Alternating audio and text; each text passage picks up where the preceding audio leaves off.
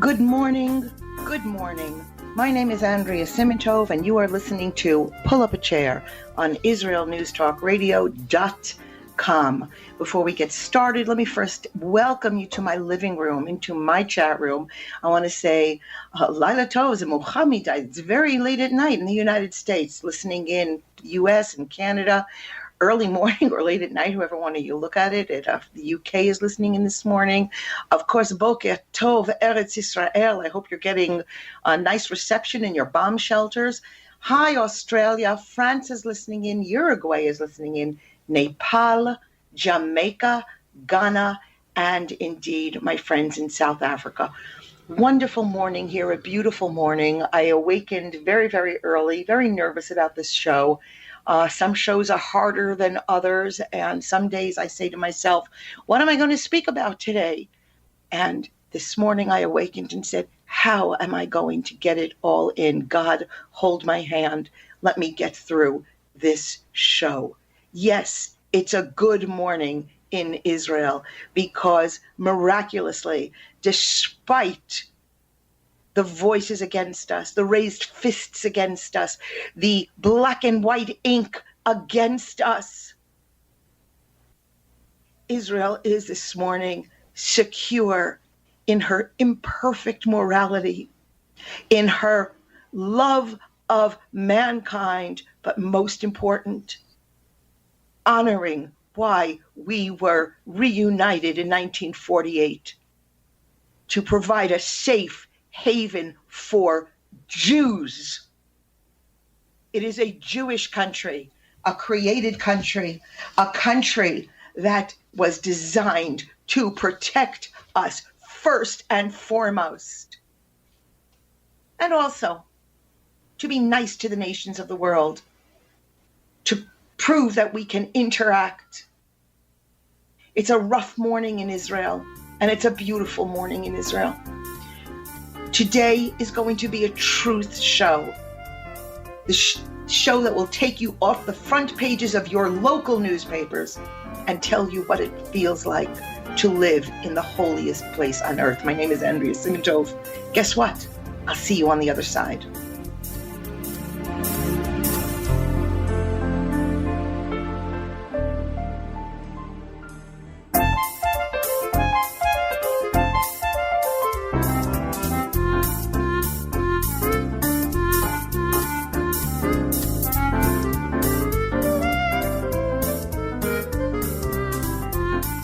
Okay, we're back. Andrea Simintov, Pull Up a Chair on IsraelNewsTalkRadio.com. I had a little trouble getting into the chat room this morning, but please, if you're in the chat room, go on in and let me know that you're listening in. I'm looking for some of my old friends. Where's William? Okay, and the other thing is, if anything in this show piques your interest, that's Piques, not Peaks, although I can suppose you could say that too. Drop me a note at Andrea@IsraelNewsTalkRadio.com. I would love to hear from you on a personal note, and that would be great. So, as I said, some shows are harder to do than others. This show I wanted to stay under the blanket. There were 2 days where I found myself, I can't say that I totally removed myself from social media. I mean, it's where I get all my information, where I do my advertising, and where I spend a lot of precious bathroom time.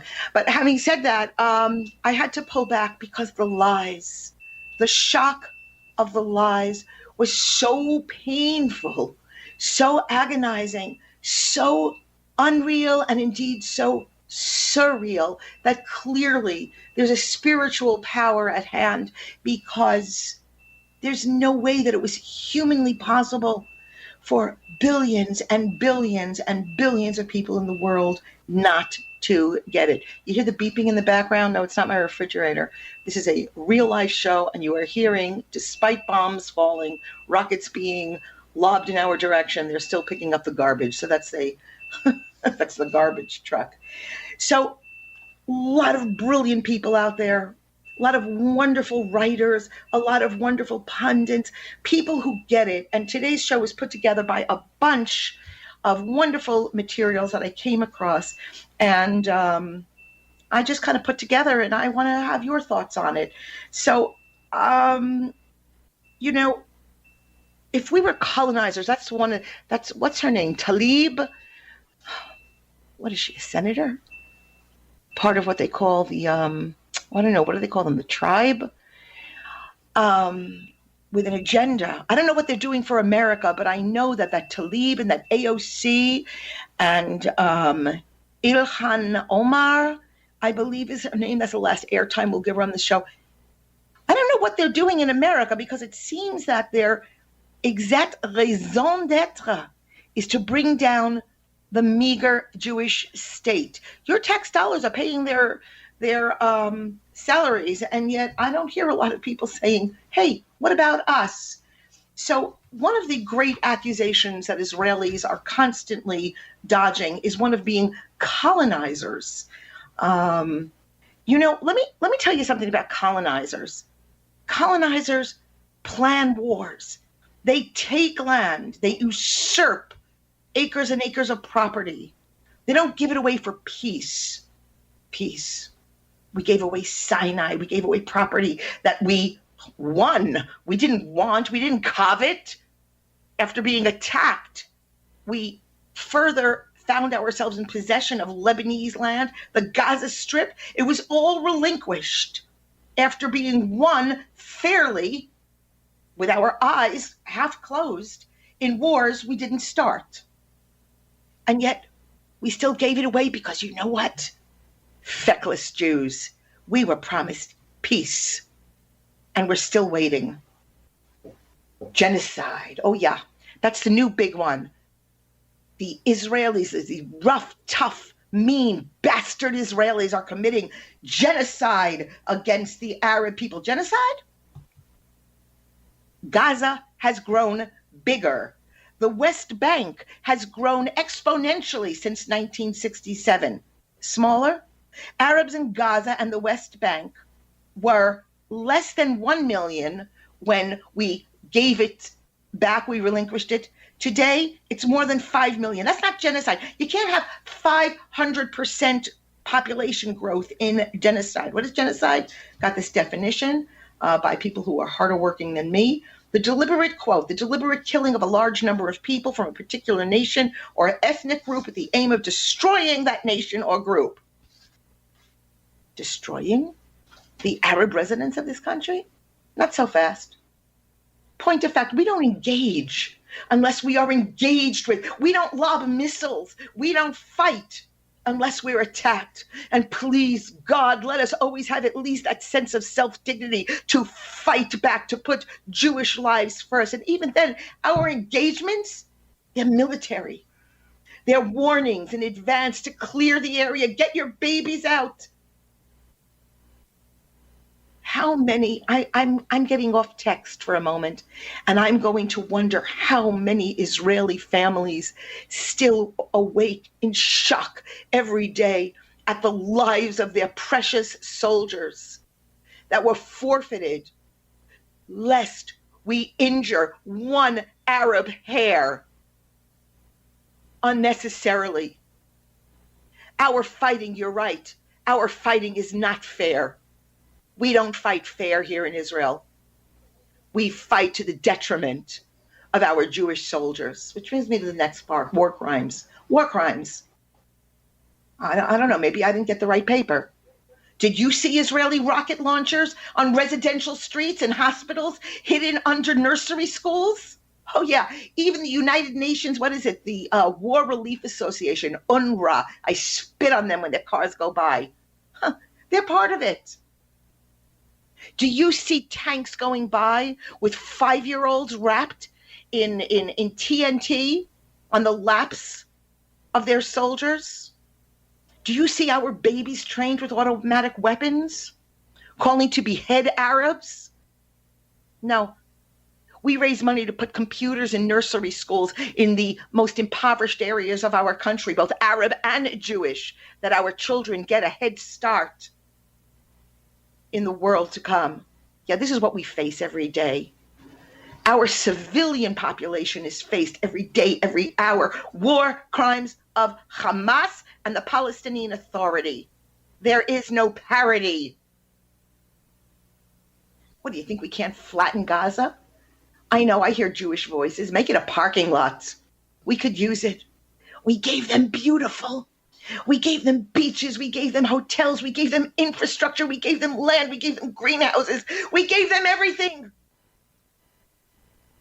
As our tanks and our trucks and our moving vans were still pulling out, I believe it was 2005, they started their ripping, their burning. And when they were done ripping, burning, razing, then they began finger pointing at everyone except themselves. Why, listeners, do you think we haven't leveled Gaza? After tens of thousands of rockets and missiles fired willy-nilly? Isn't that cute? Cute! Indiscriminately at our cities? We still value every human life because we are trying desperately to save the lives of people of Gaza and the West Bank. Us, introduced water and power infrastructure to their villages. You know what they had before Israel came in? None. Gorged. Zip. Gaza, an open-air prison, a death camp? Please. Have you seen the palaces built in Gaza by Palestinian leadership? While the rest of them can't import food, they can't get medicine, they can't pay for the vaccines, but they got the money for the missiles. They can't pay for computers in their schools. It's no open-air prison. They are in charge. Where are all the cement? The Americans listening in. I don't know, I guess Europeans also. You think you've been spending a lot of money. What was it? Just last week or 10 days ago, 365 billion came from America. I'll show you the shrapnel that your money went to buy, because it sure as heck didn't go to build the promised schools, the hospitals. You know, have you ever seen the pictures? Check out Gaza's wealthy. There's enough money to have a billionaire Gaza yacht club. There are 5-star hotels, there's shopping malls. I don't own anything that's Gucci and Chanel and Polo. While the people of Gaza are starving and begging for help. I have to go watch my time here. I'm losing my time. What's going on here? Oh, yeah. I'm asking you, think critically. Do you think that freeing Palestine is going to provide more food or medicine or opportunity or freedom to anyone? It's made up. Free Palestine. They hang gay men from the tops of buildings.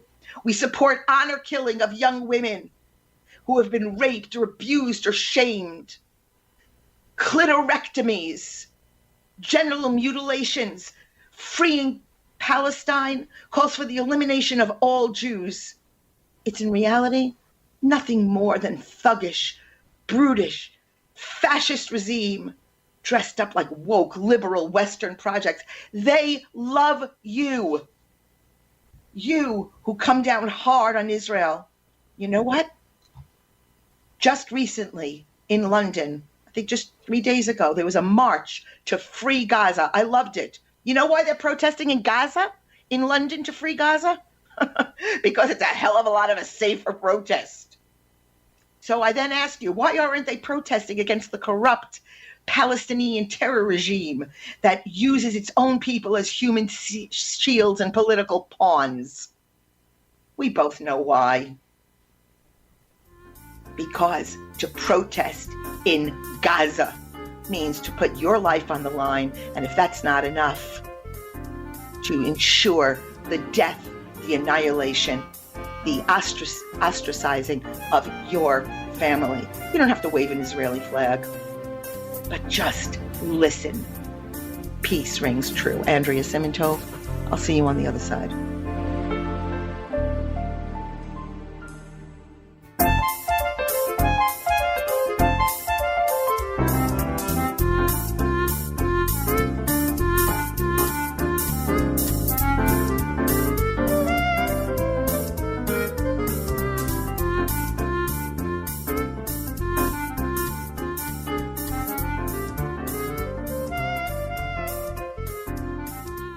Okay. We're back. Andrea Simintov, pull up a chair on IsraelNewsTalkRadio.com. I almost missed coming back for this segment. All right, here I am. We are together. No one wants to yapperoo with me in the chat room. I can handle it. I'm strong. I'm strong. I'm very strong. All right. So in this jam-packed show, move the mic. I don't know, I think my computer, I think Moshe Rabbeinu used this in the desert. I have it. All right. I'm just looking at these notes here.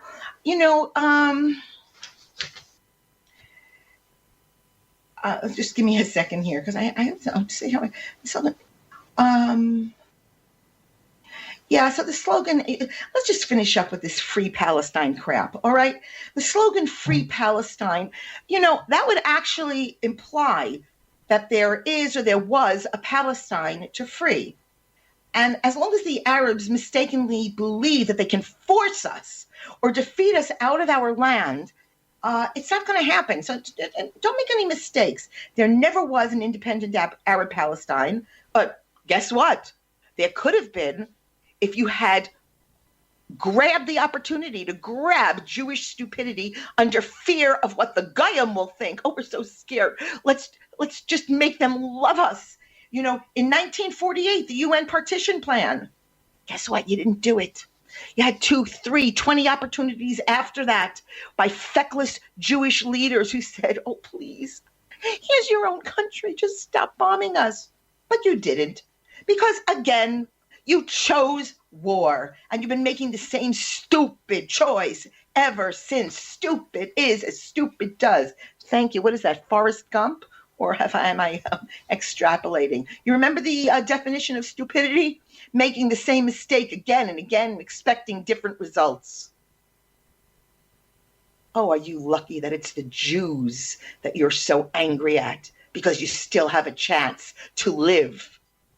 Because if you were lobbing tens of thousands of missiles into New York or, God forbid, Washington, D.C., there would be no Arab free press to report about it. You'd be another footnote in history. Jews allow you to be as stupid and as sick. When are you Arab mothers going to love your children so much that you stand up against your men and you scream, no, not on my watch? I can't relate to these women. I could be sitting in the supermarket line. I could be in a gynecologist's office. I could be at a PTA meeting and speak with Irish mothers, Italian mothers, Greek mothers, South African mothers, South American mothers, African mothers.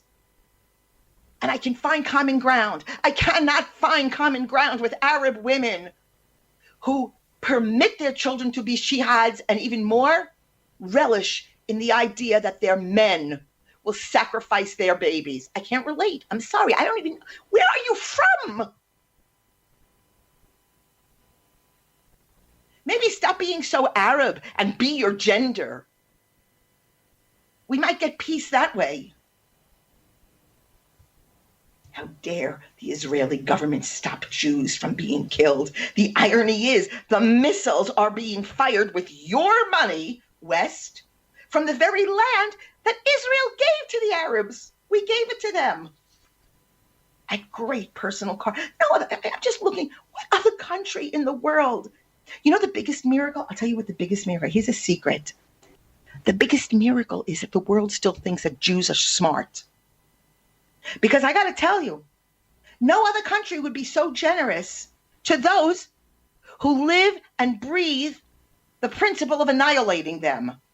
Forget the endless hand-wringing and the anti-Semitic Israel bashing and Jew hatred that permeates on our media.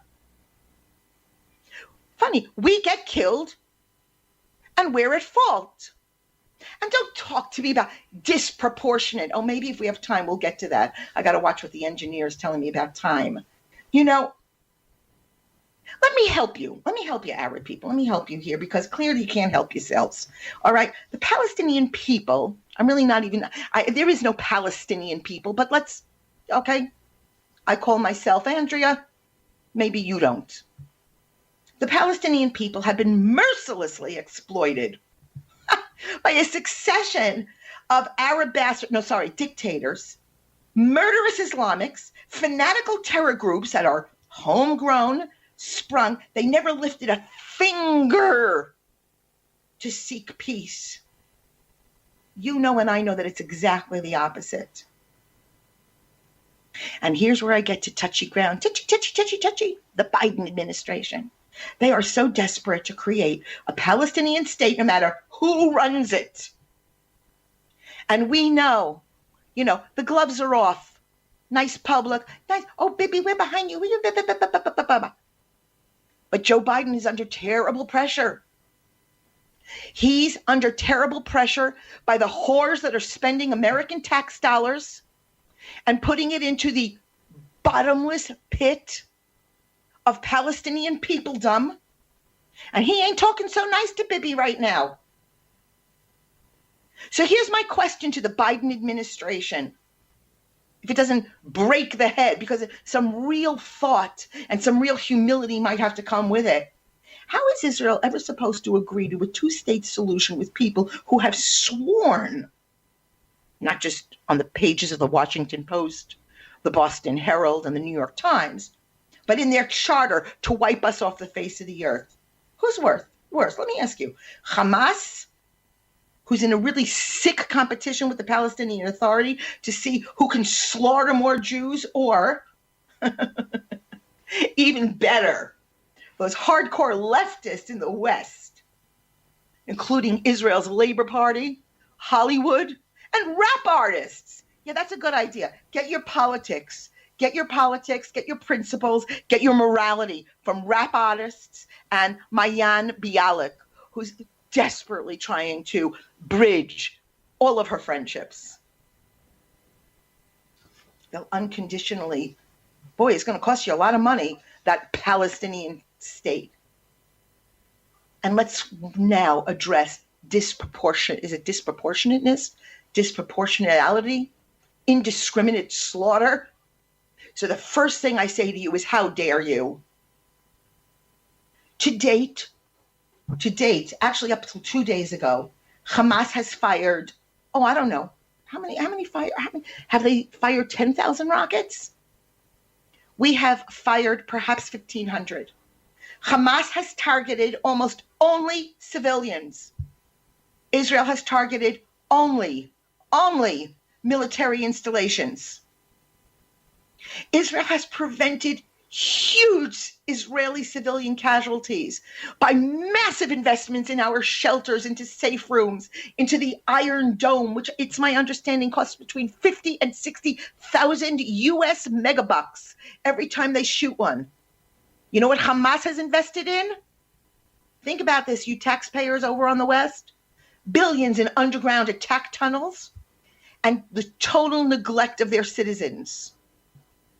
Israel has prevented major civilian casualties in Gaza by spending heavily on precision weapons and immense evacuation orders to Gazans. The chutzpah, the Western chutzpah. Maybe a little introspection. Remember Dresden? In just 3 days, 1,250 British and U.S. heavy bombers dropped more than 3,900 tons of high explosives, killing how many? 25,000 civilians. How about that little Japanese thing? Remember that one? Hiroshima, Nagasaki? Dead between 129,000 and 230,000 people. Many who felt the effects into later generations. Germans have a lot to say, nothing to say. Spaniards, Portuguese, Dutch, Belgium. Inquisitions, Holocausts, forced expulsions. We can go on to the Belgian, what they did in the Congo. On and on. So sorry, stay out of our face. If someone asks you, maybe express a little humility and say, you know what? I don't know. Have to think a little more. I need to work on that balance thing. Because compared to what's gone on with the rest of the world in Olam Hagoyim, the world of the nations. We're having a little fist fight in the park. It was we Israelis, just remember, we gifted Gaza to the Muslims. We gifted it by making it Judenrein. Any Jew who has an accident and steps foot in the wrong neighborhood, including Gaza, automatically lynched. Maybe if you would stop sending the gangs billions of dollars that they use almost exclusively for weapons against Jews, not for medicine, not for education, not for their future, not for a happier tomorrow, there would be no casualties in Gaza. All right, before we go to our next break, let me just see. Let's see. Oh, I was going to do Joshua David Washington. Love him. He's a minister, I think. He writes a great article called Poverty Pimps, the Palestinian Human Rights Abusers. Love it. Ask me. I'll send it to you, okay? Andrea, send me the Poverty Pimp article. Besimcha, happily. And, yeah. Okay, no more talk about body count. When we come back, guess what? We're going to do Parsha and talk about the importance of every human being. Speak to you on the other side.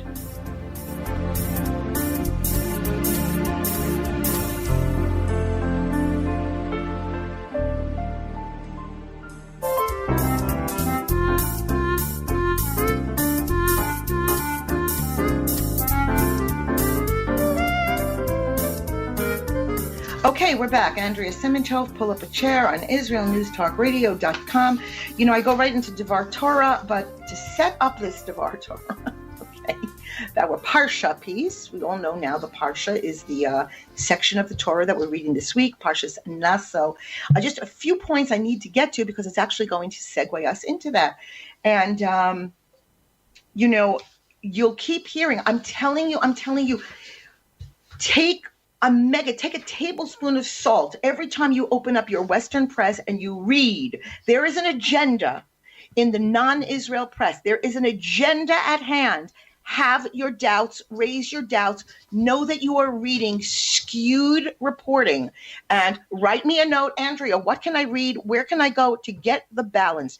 I'm not telling you how to think, but I'm telling you to think. You're going to hear about the disproportionate body count. We talked about that as we closed the last section. It's absolutely ludicrous. Because Israel has less deaths, it's as if Israel is blamed for properly protecting the citizens. Okay? And as I said, by this yardstick, the U.S., of course, should have been absolutely condemned for World War II. When they suffered, comparatively to the German death, they suffered only 6% of the Weimar casualties. All right. So, you know, oh, by the way, this is very funny. This great note. The anti-Israel Palestinian rights group, the DCIP, reports of a Hamas rocket that fell short and killed 8 Palestinians, including 2 children. Guess what? The 8 Palestinians that were killed by Hamas rockets, they have tossed it into Israel's body count. Okay? They're angry at us for their killing themselves. And you're also going to see your children, those of you who have children, Jewish boys and girls on college campuses, they're going to constantly be saying, how can you support, you ready? Here's the new dirty word. Here's the new public F word. It's called apartheid. The charge of apartheid, that's the new blood libel. Everybody becomes paralyzed. You used to be, you'd be called racist, you'd be called Zionist, you'd be called, yeah. Now, would you support apartheid? You know, this moron, yeah, I say this moron, this AOC, her name is Alexandria Ocasio-Cortez. Remember her because she's your new role model. She is what has earned a place in the U.S. House of Representatives. She and her ideological comrades tweeted just the other day, apartheid states aren't democracies. That was her big sling, her big hit at Israel. Well, you know what? First time she got it right. Israel is a democracy. It's not an apartheid state. We're not perfect. Oh, do we have to preface everything with saying, we're not perfect, we're not flawed. Arab citizens in Israel have full rights. Oh, they're still working on it. There's a lot of stuff that, what are we, 73 years old? Pretty darn good. A couple of rough edges, but guess what? They vote in the elections. They sit in the Knesset. And that's our parliament, in case you didn't know. Their parties have a very different worldview than our Zionist parties, but nothing has prevented them. That hasn't provided any kind of barrier. This year, Arab parties were part of the negotiation over forming a new government before they broke down. Israeli Arabs, they're full participants. Arab justices on the Supreme Court. Here you go. Listen, I'm giving it to you real. There's no propaganda going on here. I'm giving you a fact. 20% of doctors in Israel, only 20%. I'm surprised because most of my doctors are Arabs. It says only half of the pharmacists. All of my pharmacists are Arab. Roughly, according to my report here, 17% of students seeking an undergraduate degree are Arab, a number that has roughly doubled over the last decade. I would argue that number and say it is more. As Steve Kramer of the Times of Israel puts it, they are arguably the most free Arabs in the Middle East. Okay. We're racing with time. I got to get to Devar Torah, but I got to tell you my little stand. Cellcom. Cellcom is a cell phone. It's a telecommunications provider. This week, they joined an Arab work stoppage, a 1-hour work stoppage in the middle of the day to protest against the violence between, quote, Jews and Arab Israelis during the current military campaign. People like me, tens of thousands, I hope it's hundreds of thousands Israelis, withdrew their Cellcom. I promise you, I do not know one Israeli, not one Israeli, even on the hard right, who doesn't ache for peace. But to equate parity to Jews and Arabs during this conflict is a slap in the face. I wonder what the families of the approximately 15 dead Israelis, innocents in their cars, running to bomb shelters, succumbing to shrapnel wounds, I wonder what they think about Cellcom's call for parity. If you are Israeli and you have a Cellcom account, get off it today. They'll call, they'll ask you why. You'll tell them you know why, because I got to tell you something before we go into Parsha. Israel has acted, continues to act, and will always act as a moral beacon in whatever conflict we face, whether it be the public relations conflict or the real blood and guts war on the ground. Okie doke. Where are we going here? Okay. The sages, we call it Chazal. This is Parshas Naso, where we talk about actually, how do you say a Nazir? A zealot, I guess. Okay. The sages interpret the first sentence of the Birkat Kohanim. We know it's the blessing of the priest. You see those signs. I don't know. These non-Jewish groups are very big with it. The Kohen's hands. It's the 3 fingers in the middle and the separated thumb, the separated pinky finger, as they bless the congregation. But it's a double-edged sword because it opens up, the prayer opens up and it says, may Hashem bless you and keep you. What does it mean? It means, may Hashem bless you with possessions, but keep you from those possessions possessing you. We live in a very materialistic world. The accumulation of money, wealth, possessions, it can corrupt our personality or our patterns of living. We know this. It can make one forget their family and their friends, can alienate us from Jewish traditions and values. Just something to keep in mind. May Hashem bless you and keep you. Think about what it means. Now, today, just another thought, a lot of random thoughts because I love it, because it mirrors my mind. Although we can't fulfill Nazirut today, that's the zealotry, becoming a, I don't know, engineer, if I'm getting this wrong, Nazir is a zealot. In its complete manner. The lesson is very relevant still to each and every one of us. We often feel, I don't know about you, but I get really inspired after I hear a really good, a good coaching lesson or a Torah shiur, a word of Torah. After I perform an act of kindness, have people over my house who don't have someone to eat for that Shabbos, or I participate in particularly meaningful prayer. It's very important to find a way, I don't know the way, but to somehow hold on to these inspirational experiences, not allow them to dissipate, to find a way to internalize these moments by inserting those inspirational highs, if for not another term, into what I like to think of as like a spiritual basket and carry it with us, to allow that feeling to penetrate and to serve as a kind of a primer that enables us to permanently improve upon ourselves and our religious observance. I think about this in terms of a lot of what we're talking about today. The gift of not knowing, the gift of holding back, the gift of saying, I need to learn more, I need to hear more, I need to think more, I need to sit more. So when we feel like having these knee-jerk responses, or it sounds right, yeah, Israel's this, Israel's that, Israel's cruel, Israel that, to take a minute and say, let me think more. The same thing. When we start doing business as usual, remember what it is to feel spiritually high, take a moment, reconnect, regroup, find it. Okay, this week's Parsha talks primarily about the tribe, well, it's about the tribe of Levi, and it was counted independently, apart from all the other Israelites. Almost from the onset, the tribe of Levi was deemed to be special. We have 3 tribes remaining today. There, of course, the Kohanim, the tribe of the high priest, special laws. If someone is born a Kohen, primarily boys, but there's rules also for the girls, but let's stay with the boys now. They're not allowed to marry certain people. They have to conduct themselves. They're not allowed to go into a cemetery or go to funerals. These are very complex laws. It's not black and white. Don't think you learned Torah from this, but it's certainly worth worth learning more about. Then there's the Levites. They're also the nation of priests. And then there's